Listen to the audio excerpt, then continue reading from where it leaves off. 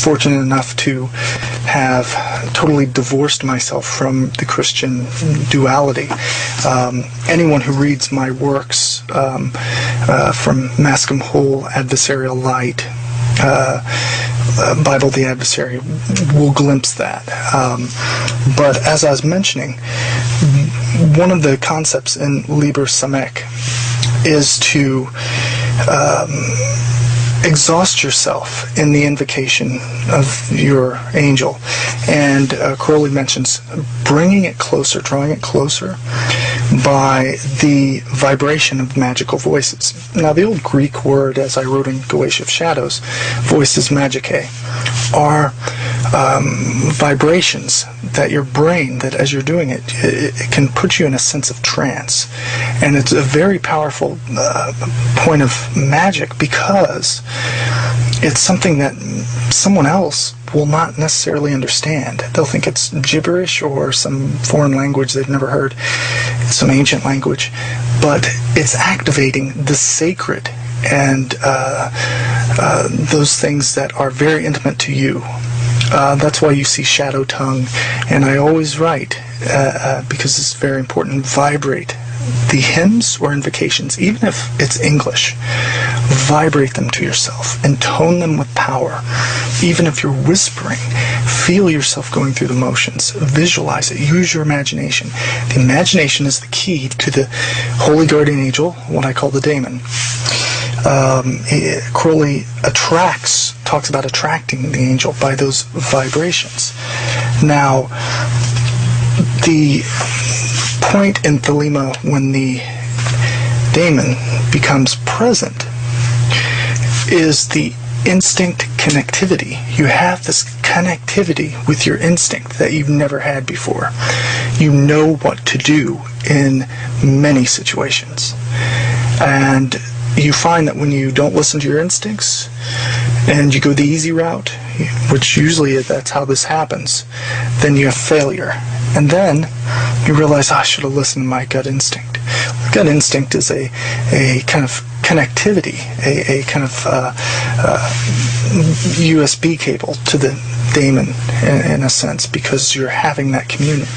Now the daemon, Crowley had the holy guardian angel, and then Kabbalists talked about the evil genius. Well, the evil genius and the holy guardian angel are one and the same, because the big thing was destroying the good and evil concepts, a very big part. Now, one other person who fueled the Luciferian current, well, it's actually two people, because it was art and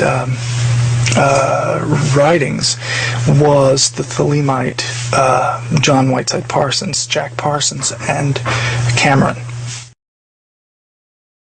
John Whiteside Parsons, Jack Parsons, and his artist wife, Cameron, were very, very inspiring to me in that he took a different approach than Crowley to Thelema.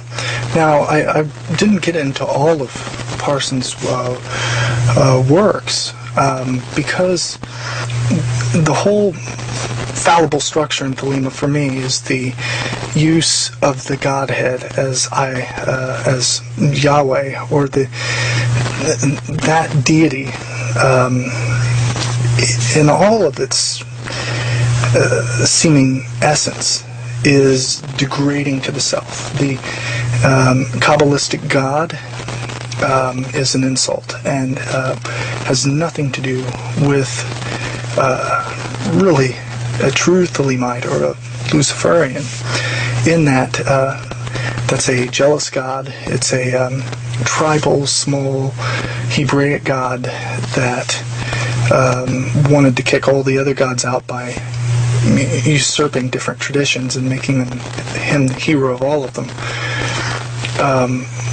So using that concept as Godhead and merging into Godhead or light is where Luciferianism totally is gone from Thelema, because the great work is about fueling and illuminating and making powerful the daemon, which Crowley would symbolize as Osiris, which is like the part that doesn't die in the person. When I make offerings to my daemon, it's not to the guy that has a drink, works out, works on a book, experiments with ritual structure, has family, likes certain things. It's not that person. It's not my ego fulfillment that I'm after, my workings. It is the fuel and the immortality of the psyche, the daemon, the instinct, the true will.